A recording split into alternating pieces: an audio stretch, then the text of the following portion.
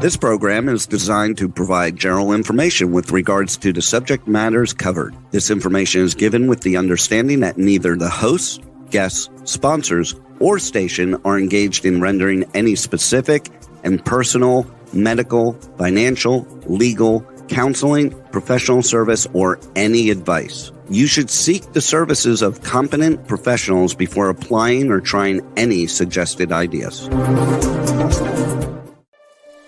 Magazine publisher and entrepreneur Judith Mancini is sharing captivating conversations with experts in their field about the latest trends in our ever-changing world to help you become healthy, wealthy, and wise. Judith Mancini today will spark your interest and inspire you to lead your best life ever.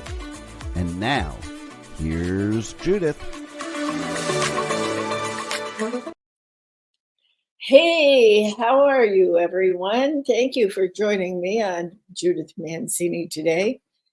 Well, it's a big news day, I'll tell you that. And it kind of fits into what we're discussing today. Where do I start? The economy, abortion, boys on girls teams, illegal immigration, crime. They're all in the news today. So let's get busy. This is part of the Healthy, Wealthy, and Wise. This is the wise portion. In the next couple of weeks, I'm going to keep trying to update you on what's happening in the election, because I know you can't all be sitting in front of the television listening to the different stations like Fox and CNN and all the different regular network news and all. So I'm going to try to give you a little wrap up of what things are being said. One of the first things I want to say today is that I'm kind of looking at the television for a breaking news thing. What I want to talk about just quickly is Israel trying to protect itself and people in Gaza and still maintaining its sovereignty. So they did go in and drop bombs and missiles in Gaza, and unfortunately there were some civilians that were killed, but that unfortunately happens in wars, and I feel badly for anybody. I don't care what side they're on. Some of these people are innocent over in the Gaza Strip. And some of them are hiding there trying to do nasty things. So one of them that supposedly was killed, that they're trying to verify with DNA and fingerprints and all of that, is Yahya Sinwar, Hamas's leader. He is the last of the three people who were leading Hamas. Hamas is the one who captured and killed and tortured all of those people on October 7th. He was the mastermind behind it. They are reporting from over in that area that he was killed, but they do need to verify it. So I haven't heard the verification of it yet. We're all pretty sure, and that would be a wonderful thing. I never want people to die, but when you're in war, it's best to go after the leader and get rid of them when they are the head of a state that is so grotesque in treating other countries and other citizens of other countries, how they kidnap them, torture them, kill them, behead them, burn the babies in front of parents, and burn the parents in front of babies. It was a horrible thing on October 7th, and we're 10 days past that, and we're still all grieving and shuddering, and I'm asking my God to please let us know that we will be safe from at least one of these horrible people. So that is the headlining news, but how could you not think that Harris and Trump are not the other headlining news? Well, the news people are trying to tell you some facts that have come out one of the facts that came out was that the FBI crime statistics came out and said that crime was lowered from 2022 to 2023. But actually, what happened in the revised report, now somebody explained to me how the FBI can't get it straight in the first place. Aren't they our head law enforcement agency, the Federal Bureau of Investigation? So actually, instead of going down by 2.1%, talking about crime now, it actually, in their revised report, went up to 4.1% of crime happening all over the United States. This is just craziness. And a second report that came out today was a committee of, I believe, 4 people. I think that's it, 4 people. Now, remember, the Secret Service is under Mayorkas' domain of what he controls and suggests and gives reports on. Homeland Security, Department of Homeland Security. So there is the Secret Service. They came out with a report that said, basically, don't quote me, but basically go and read it yourself. They say that the Secret Service is incompetent. Well, of course, we know that the woman who was put in there because of diversity, she resigned. But I'm personally calling for the resignment of Mayorkas, the Director of Homeland Security,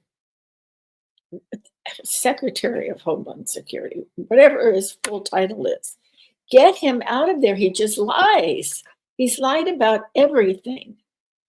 Now, in this report, there's a lot of questions of why they didn't go and talk to the shooter, why they saw him climbing up there and never asked, why they didn't have people in the water tower.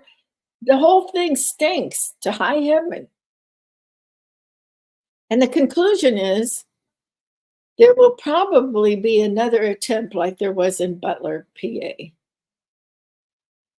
How disgusting is that? That's what they have to say?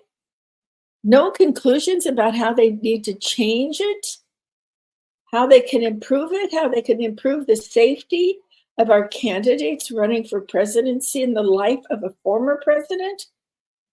Not to say anything about the people who were there cheering them on, trying to decide whom to vote for. This is a travesty of justice and safety. I get so upset over these things. I start screaming and talking so loudly. My husband says, "Can you please tone it down?" Because I'm talking to the television, talking to myself.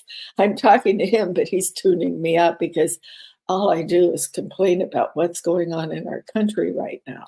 It's a good thing we go out once in a while because I don't scream in restaurants. So that's what's happening with that. Where is this attempt going to be? Well, guess what? One already happened on the golf course.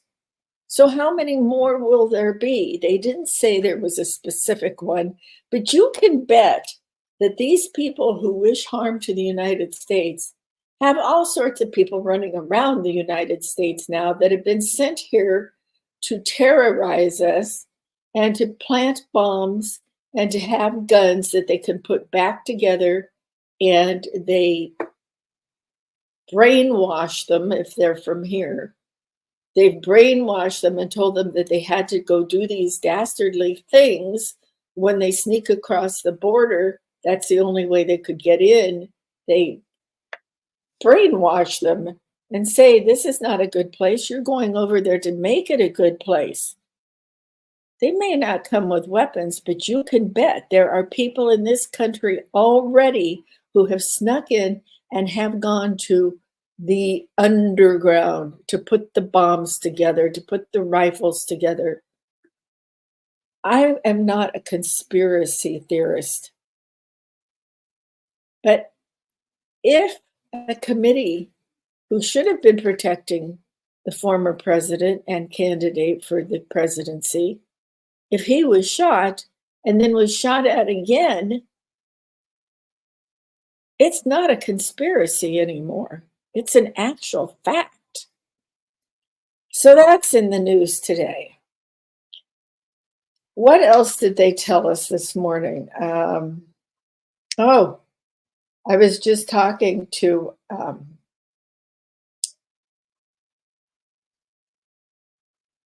our engineer, and we were discussing the Fox interview with Kamala Harris by Bret Baier. Now, you don't have to be a fan of Fox News because they've taken out bits and pieces and run them on all the other news stations. Well, what kind of person is she that she's running for the presidency and she can't answer questions? She can't think on her feet, so to speak. She shouldn't have to. She knows what questions are going to be asked. For goodness sakes, they're asked of Trump all the time. She can just go watch one of his interviews and know what she's going to be asked. Where is her team that is supposed to be supporting her and giving her answers? Or does she not have a good memory that she can memorize some? Oh, I forgot. She was raised in a middle-class family. I forgot she does have some things memorized. Well, she was asked this one question that I thought was very telling. She was asked by Bret Baier, when was it that you started seeing the decline of mental acuity? These are not his words, these are my words, of President Joe Biden. When did you start feeling that he might be suffering the signs of dementia, that he was having a hard time remembering things and making decisions? Her answer, I never felt like that. He made decisions and they were put through and he followed up on them. Okay, so you know what I'm saying? They discussed the 25th Amendment, which means that you are incapacitated and cannot perform the duties of the presidency of the United States. Well, we're in an election cycle here. It's coming up very close in about 2 weeks.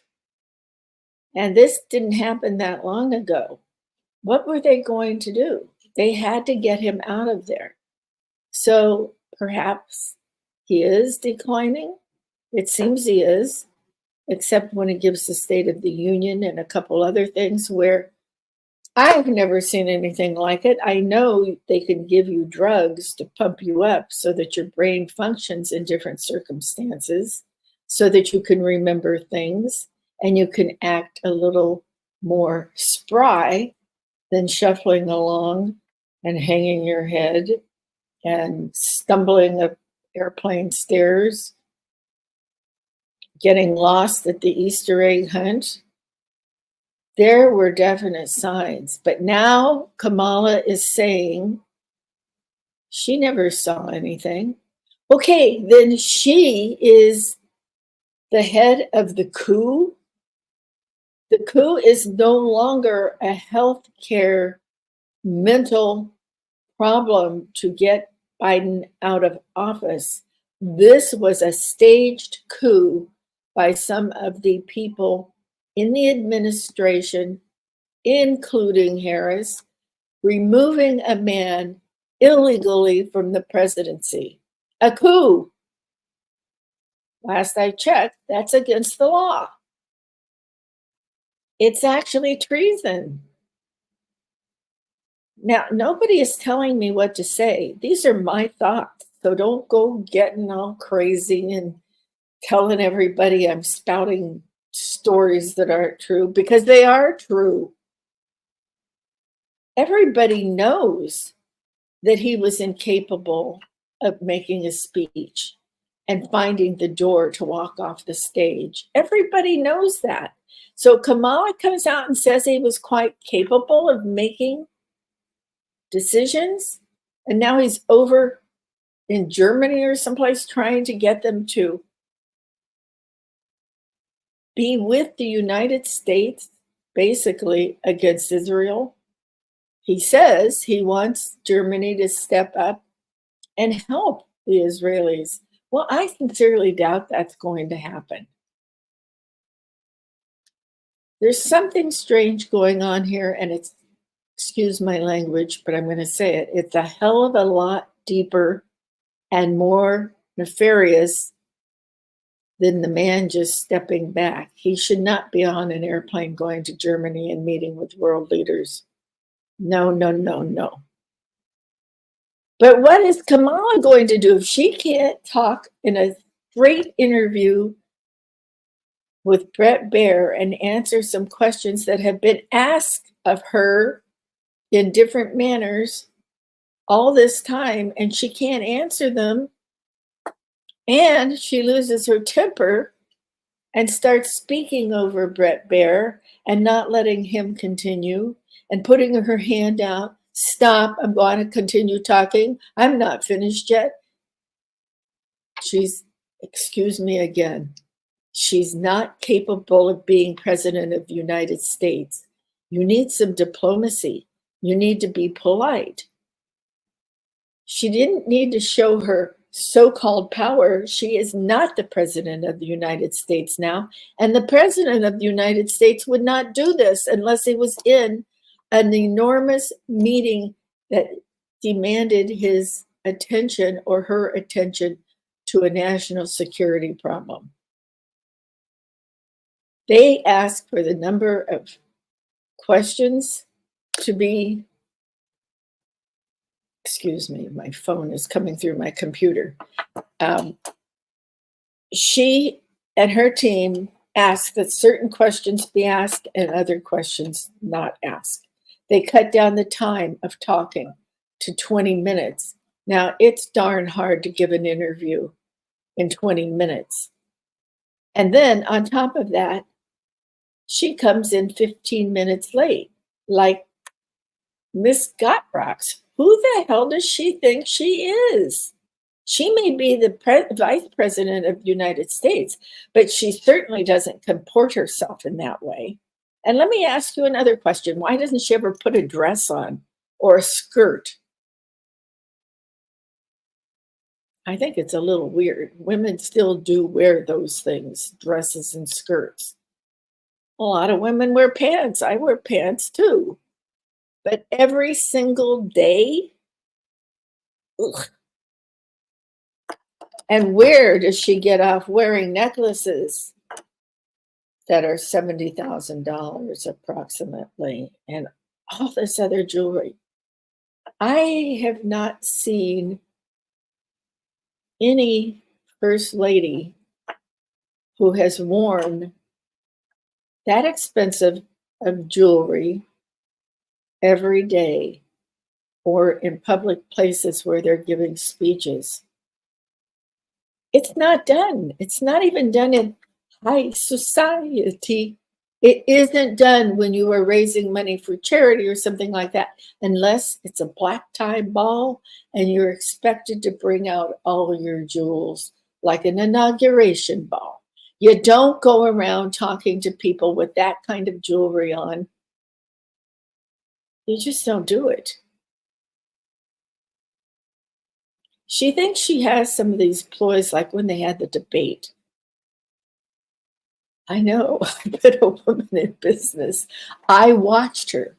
She came out to the podium and she walked across before Trump could even get to the podium with her hand outstretched like, man, I'm in control, not you. But guess what?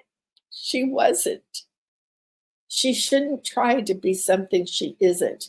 She should first learn her script. Okay, so I'm done. I'm done talking about Kamala and how she can't be interviewed and how she doesn't have any policies, that she says she's going to do this and do that. But in the time she's been in as vice president, she must have had a lot of extra time to work on these things that she thinks she's come up with to make our country better. What? What was she doing? You know, she had extra time. She never did go to the border until recently. And then she sat in a lawn chair away from it so she could have an interview. Do you think that those border patrol people wanted to talk to her? She didn't have anything to say to them. How hot does it get out here? You must get really hot. I'm sure those are the questions she asked. Okay, so that's my thoughts on interviewing Kamala Harris. We're going to get into some of the other stuff later, but also on today's news, I read that North Carolina in the last couple of days in the mountains is experiencing snow. That means it's very cold. Do you know that they are still struggling to do recovery in the hills and the mountains of North Carolina? It was so bad that they haven't been able to get up there everywhere. They're still missing at least 92 people that haven't been accounted for. So I'm asking you, please keep these areas that were devastated by the hurricanes, keep them in your thoughts and prayers. And pray for the people that are trying to rescue them and pass the food out and help them clean up the debris and all of that. Keep them all in your prayers. Thank you.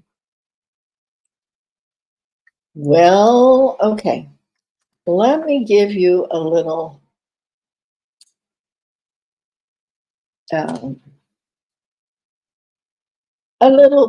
briefing on some of the things that are going on in the election and what you should expect. Just so you know, our country, I know I have people listening that know all about elections and what the rules are and this and that and everything else. And in California, you should have received your ballots by now. And there's many different ways to vote: by mail, drop off in a secure box location, go to a polling place that is open for early voting to turn in your ballot. Did I say vote by mail? Of course. And of course, you can vote on the day of the election. And in California, it used to be 7 to 7. I don't know what it is now. They seem to keep changing it in different locations or by the state. So I'm not quite sure what it is. So check with that. If you don't have your ballot, you can go online and have them trace your ballot. And the same thing is true after you turn your ballot in. You can look and see if you tell them where you voted, how you voted, meaning mail in, ballot box in, or what have you, excuse me. And they will track your ballot for you and tell you, yes, we received it, and yes, it has been marked that you voted. I don't know if they're counting the mail-in ballots, etc., if they're counting those right now or if they're leaving them to count for later in a secure place. I'm going to check in and let you know next week. Remember now that no matter what the polls say, that Trump may be up by 2 or 3 points and Kamala may be up in this other state by the same amount, and it's going back and forth. The population is not counted. The popular vote is not what decides the election. What the popular vote does is give the state the number of electoral votes for the electoral college that will elect the president of the United States. So when you're watching the election at night, they'll have a count up there. You need 270 votes in the Electoral College to win the election. And when you're watching it, no matter which network or cable news, whatever you're watching, they'll have a running count of it up there. And they'll also have a map, I would assume all of them do, of red or blue states. Obviously, red is Republican, blue is Democrat. So the electoral votes are different and go by population in the different states. Trying to get rid of my papers here.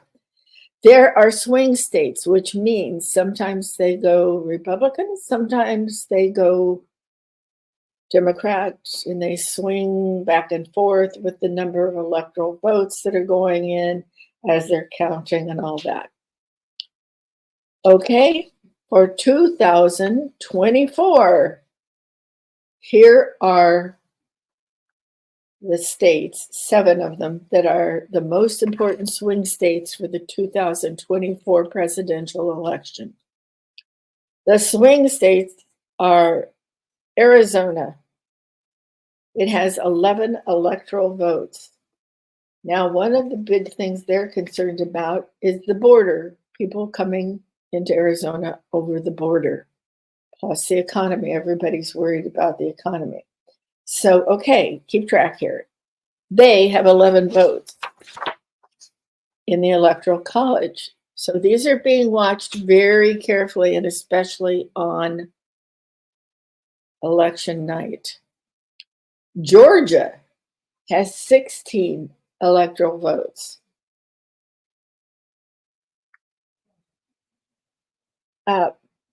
There has not been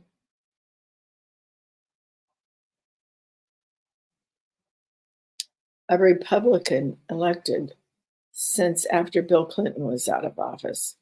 That's a long time ago. So we'll have to wait and see. They have 16 electoral votes. That's the most anybody has, except for Pennsylvania. That's a lot.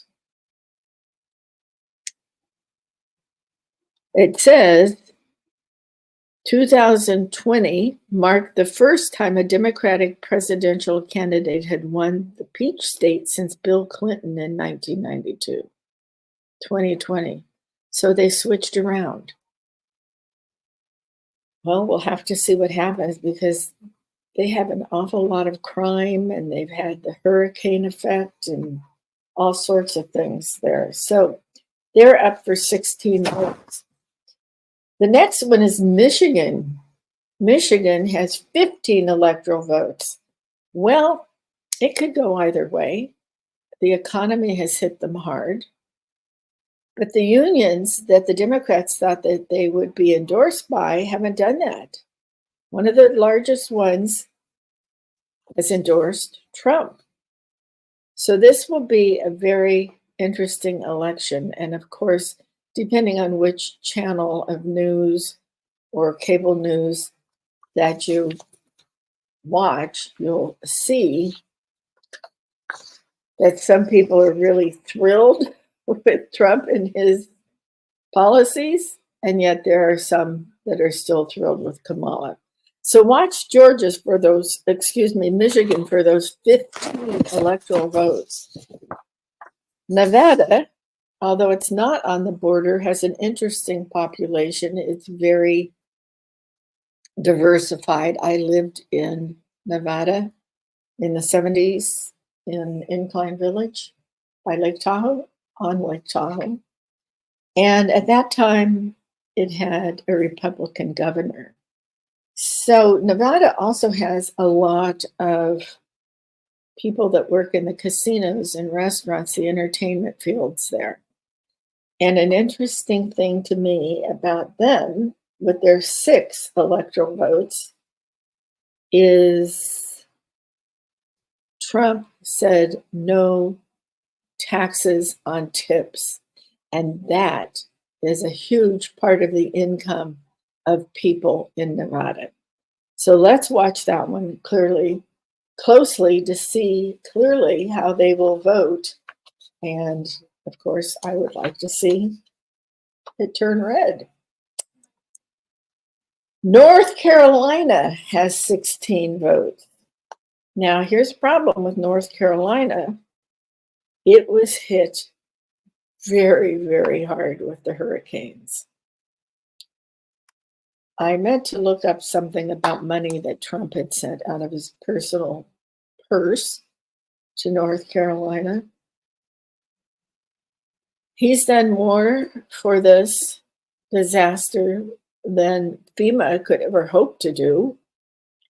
The number one thing was he got them back some communication. They were without communication, as well as electricity, clean water, food, everything. Their homes were totally destroyed. They can't even be repaired. And it's just horrible. And that's where some people are still missing, up in the mountains and all. So he did them such a favor when he was there in the disaster area looking at it. And may I remind you that Trump was there before Biden or Kamala. He got Elon Musk on the phone.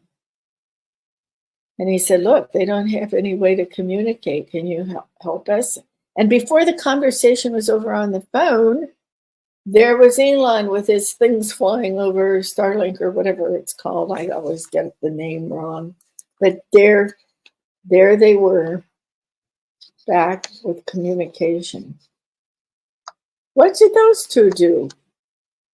As far as that goes, what did FEMA do? That's another one. Mayorkas is in charge of that. What did he do? It took them far too long to get there. Okay, North Carolina, what are you going to do with those 16 electoral votes? How are you going to vote? Red or blue? Put it in the red column. Okay, now a state that's very close to my heart is Pennsylvania. It's where I met my husband, where my business, the majority of my business was conducted in Pennsylvania, my biggest client. And they have 19 votes. 19 votes. That's the most that we're talking about today. 19 votes. The other ones that have more could be blue or red. Now you'd have to look at the map because some states are not going to be swing states and change. So here you have Pennsylvania, and clearly the most important thing to Pennsylvania residents is what they are going to do with the gas and oil situation. Natural gas, pipelines, fracking. You know, I was once involved with the natural gas business. I was president of a funding portion of Texas Keystone. And I learned a lot about the fracking and the wells and all. It's one of the cleanest things you can do is put these wells in, and people make money off of it because they lease the land from the landowner. They're unobtrusive, they're clean. Natural gas is a very clean commodity, and it's all been taken away. It's another thing that happened to Pittsburgh and Pennsylvania. When they got rid of the steel, a lot of people lost jobs. So here we are looking at Pennsylvania with their 19 electoral votes. And we've got Fetterman there, who is a Democrat in a seat that he had a little breakdown and got himself treatment and help with his little problem that he had. and he seems to be fine now. I don't agree with his politics, but he certainly is on the rise, and he's doing what he can in Pennsylvania, and he does not agree with everything that the Democrats are doing. Now, there's a very closely held Senate seat up for Pennsylvania, and that's going to help determine if those 19 electoral votes are going to go to Trump or Kamala, the red or the blue. So you want to watch that one on voting night, on election night. And the last one is Wisconsin. It has 10 votes. So that's a part of the Rust Belt area, like Pittsburgh and Michigan and all, that lost so many jobs when the different things for powering plants, manufacturing, and all of that, they went down. It's been a battleground state for a long time for those 10 votes. And Trump scored a victory in 2016. We'll see what happens now. So we'll see what happens in Wisconsin.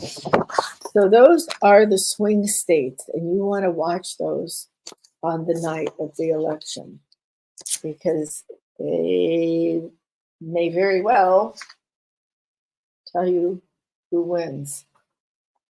Okay, so we already talked about the cover-up of Biden's cognitive collapse.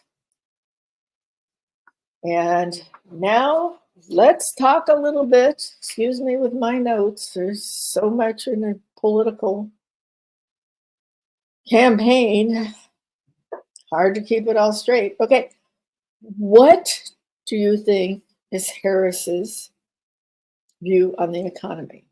She said her day one priority is the economy, and she's trying to reduce food and housing costs for working families on day one. Okay. Trump has promised he'd end inflation and make America affordable again, lower interest rates,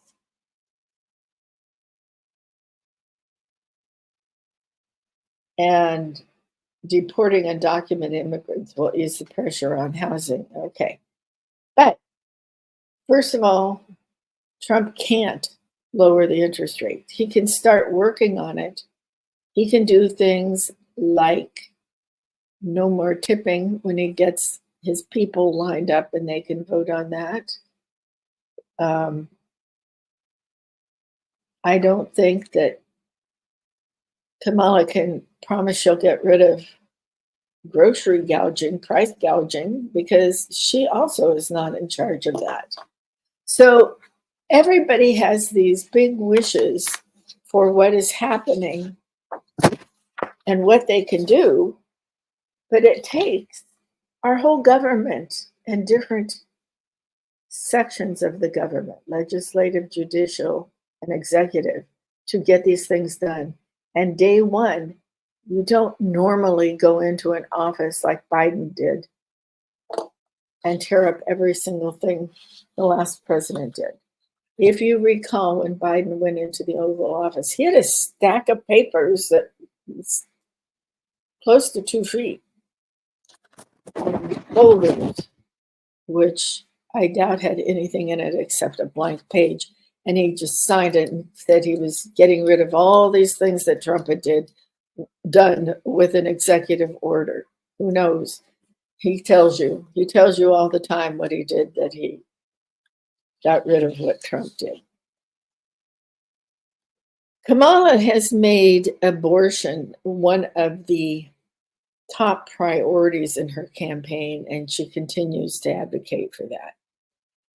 Trump has stumbled around and hasn't been able to really come out on a strong basis for it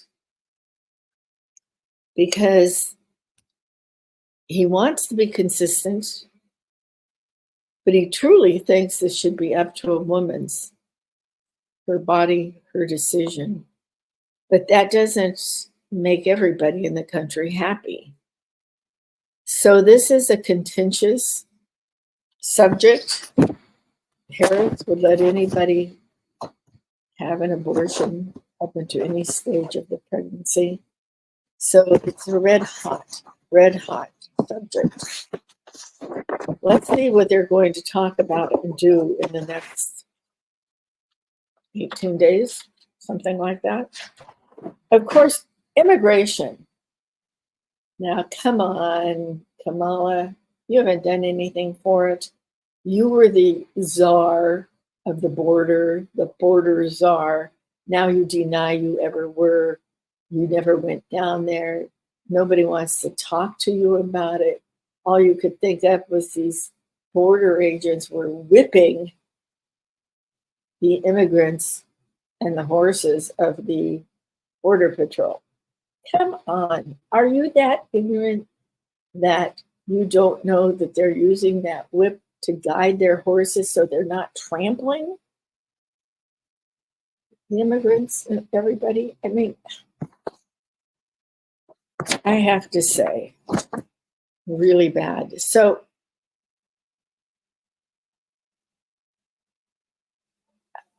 the Democrats have outraised the Republicans because of these billionaires in the entertainment industry and tech industries and those kind of things. So all of this has gone into supposedly helping our country, but it's really gone into the election. The cost of this border is phenomenal, and I don't know how they're going to go through with anything that they're doing. And it's increased so much since Biden Harris were in power. And yet she says she could do something when she's president, but she never visited the border when she was border czar, and she says she never was a border czar. Well, there were plenty of times when even Biden said she was the border czar because he named her that. She doesn't care about that. She cares about the votes, that she's trying to give them driver's licenses, money, credit cards that are loaded up with money, giving them hotel rooms in some of the nicest hotels in New York, like the Roosevelt. It's just unbelievable. So, you know what Trump will do.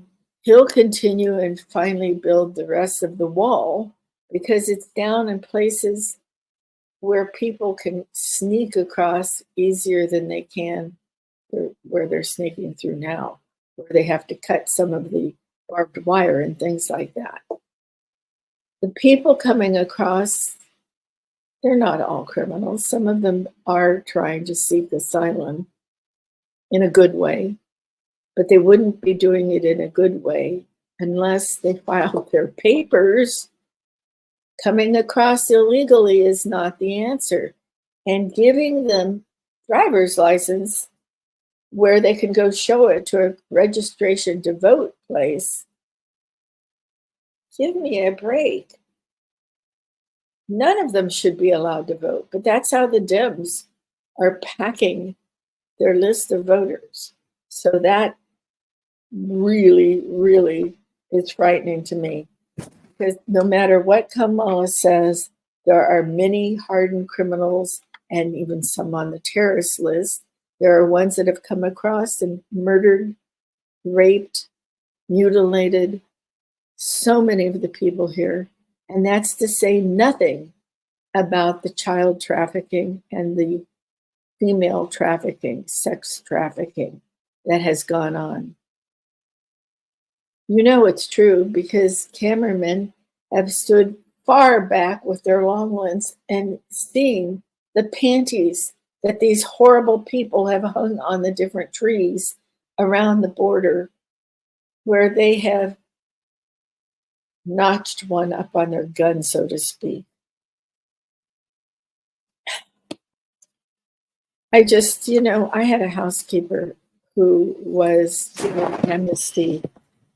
Um, I believe it was President Reagan, and I sponsored her for citizenship. She was my housekeeper for many years. And when I was working full time and I had to get into the office for a meeting that was happening on the East Coast and I'm on the West Coast, she would come in early and fix breakfast for me and my children so that we could have breakfast together and I could get out of the house and get to my business. So I went with her when she was getting her citizenship. And I applauded and I hugged her and I kissed her and I gave her a gift. And she worked for me a couple more years. And then I married my husband and I was moving to Pittsburgh. And while I was gone and not in the house all the time, she began stealing. It broke my heart. Of course, I had to let her go. And I sat her down and told her this was not how she was going to live in the United States and take advantage of people and do things that weren't legal. So I hope she straightened out her life, and I just loved her to pieces. And don't say, well, maybe I didn't pay her a fair wage, because I sure as heck did. I paid her more than she'd ever made before by anybody else she'd ever worked for. And I took her to the doctor. I did all sorts of things for her, and I was very disappointed in how it ended. So I also want to say I had this discussion with my daughter over the weekend because she grew up with housekeepers. She grew up with not a silver spoon in her mouth, but we were well off because we worked hard. And it's sad to find out that people turn to bad things in their life. But I'm not against immigration. I'm for the dreamers. And if you don't know what a dreamer is, they're the kids that came over when they were maybe 1 or 2 years old. Their parents came across the river, the Rio Grande, and came into the United States. And many of them went into the Central Valley and all and took care of all of the food and produce growing in California that all of you like to eat across the country. And these kids went to school here. Some of them, when they got older, they would work in the fields. But these ranchers took care of them. And some of these people bought houses that they would live in when they were here working the fields and getting paid. And they would take their money back to Mexico. These are lovely, lovely people. And their children that are now in their 20s, 30s, and older, this is their home in the United States. They went to school here. They grew up here. They worked here. They went to university here because their parents put the money together from hard work to send them. I don't want them being thrown out of this country. I want them to be citizens. And I don't know what the Republicans are doing on this because they haven't even discussed it. And I want it discussed. And I want the dreamers to be able to become United States citizens. That's my feeling about this. So Harris vows to support the Ukraine for as long as it takes. What the heck does that mean?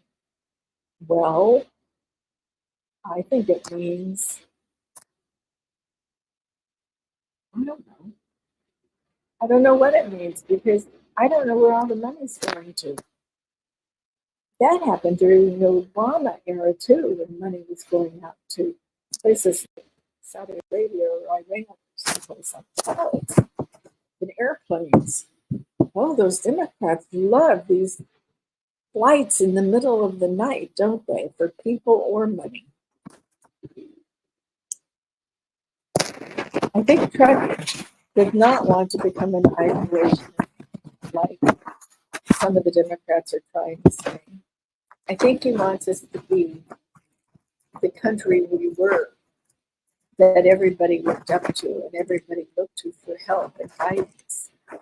And they're not going to look up to somebody whose father was a Marxist, who has such left leanings. She is the most leftist person ever running in the United States, except maybe some of these crazy people that try to run for president, and they're gone.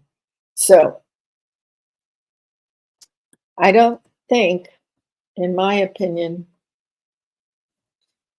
that Kamala is the right person. I haven't heard her say anything about health care or prescription drugs, and maybe I just missed it. I know insulin went down. I don't remember whose political term it was under, but I haven't seen too many other things. Co-pays, I don't even know why insurance companies tell you that they will pay for your prescriptions, because I hear people talking next to me at the pharmacy when we're picking up a little thyroid medication or something, and they're paying $150 to $300 to $1,000 for co-pays on medical prescriptions. What the heck is that? Kudos to Mark Cuban for starting his pharmacy. This has to be taken care of. She says that she would cap, she being Harris, says she'd cap insulin at $35. It's so expensive, but I don't think she'll do that, to tell you the truth. I quite frankly don't think she's going to do anything she says. I think they're empty promises. I also think that she doesn't care about the gangs in towns. They say that there aren't any. They're coming across. The cartels are sending them here across the border. I don't know. I'm very worried about crime. And I don't even want to discuss guns. When somebody says, like Kamala, I have a gun. And what would you do if somebody came around your house and came in, just open the door? I'd shoot him. I'd shoot him. I don't think this is what a vice president should be saying, and certainly not a president. You have security. You can get him arrested. I'm not saying never shoot somebody that comes in your house. You have the right to, but look what happened to those people that were trying to protect their property in the South. I can't remember where it was. And they took their guns out there. They wanted people to get off their lawn, not come up to the door. They ended up in a lawsuit. They ended up in jail. Well, this is craziness. So get out there and listen to the interviews they're having. I don't know if Harris will have any more interviews after her disastrous Bret Baier interview. I will say, while we were in the Santa Barbara area with our grandkids over the weekend, I missed what would have been my second Trump rally. He was here in our blue state of California, and he was in the Coachella Valley. You know, Coachella, where they have the rock festival and all that, had over 100,000 people. So wouldn't it be great if California turned red? That's what I'm leaving you today. It may not be your opinion. It may not be what you want to see. And that's what makes our country great. You have the freedom to make up your own mind and vote for the person you would like to see in the office. So for me, It's Trump all the way. I'm looking forward to going back 4 years to when things were a little more stable. We weren't in any wars and things were going well. All right. Thank you for joining me. We'll probably do another show on the election next week. Keep your news on and see what's going on. Everything is just kind of crazy. So remember, cherish yesterday, dream tomorrow, and live today. Thanks for joining me.